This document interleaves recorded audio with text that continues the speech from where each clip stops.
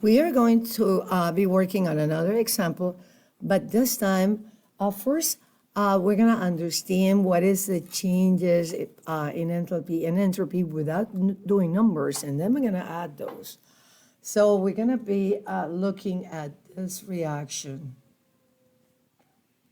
So that is a diene, and that is an alkene. And this reaction has a special name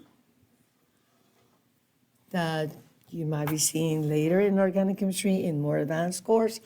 That's called a Diels-Alder cycloaddition, 4 plus 2 cycloaddition. Well, that's just for now, it's another name.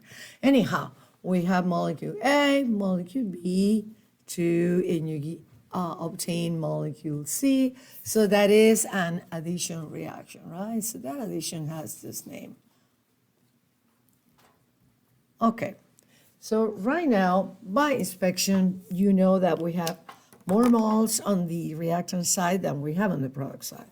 So entropy is decreasing as we go from reactant to product. So right here, we predict that the sign of the entropy is negative. That, again, because we have less molecules on the product side than we have on the left. We can talk molecules, remember, or moles of molecules. So 1 and 1, and then here's 2 on the reactant side, 1 on the product side. So that's your change in entropy.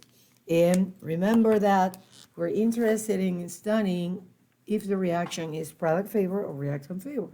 So, and that's governed by your change in Gibbs-free energy, and that equals delta H minus T delta S.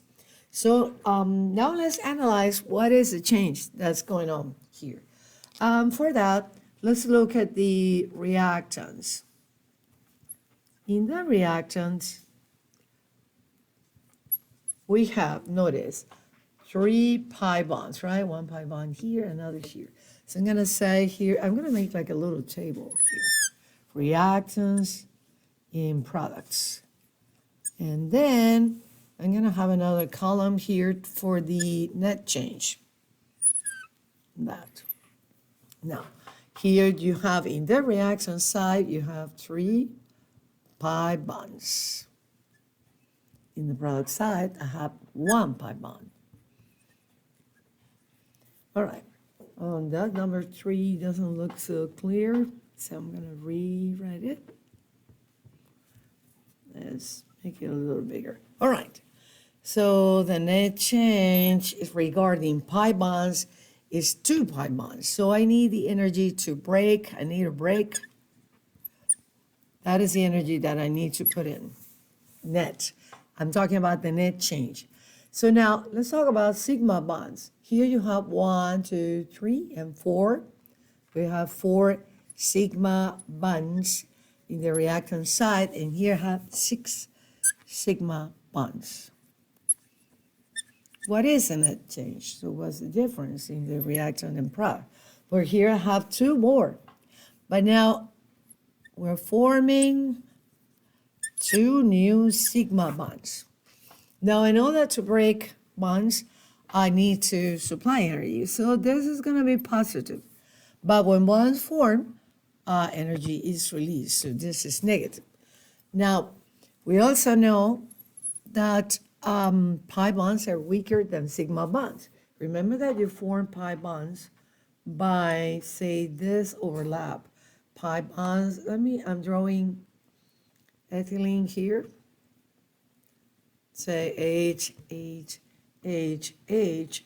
And what I have for the pi bond is this lateral overlap.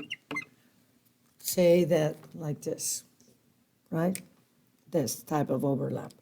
Whereas in the sigma bond, you have this. So a much more, say, it's a stronger, more efficient overlap, to say. So sigma bonds are stronger than pi.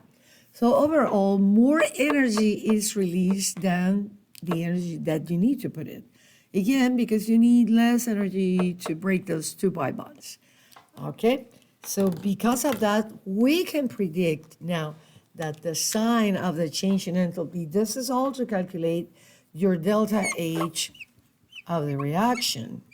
Sign would be negative again, so negative sign, because this is larger and energy is released when bonds form. Now I'm going to do the numbers to demonstrate that, and look it up now. I need to see this here. So net change, I know what's the net change. So the enthalpy of the reaction will be, I need to break 2 pi bonds, right? So 2 times. And this is 251 kJ per mole.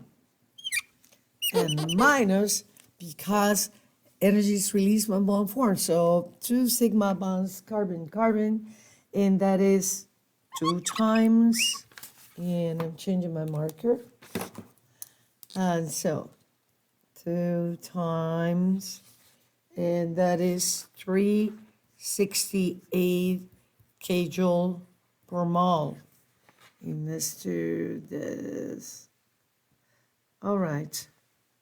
So overall, when you do the math, 351 times 2.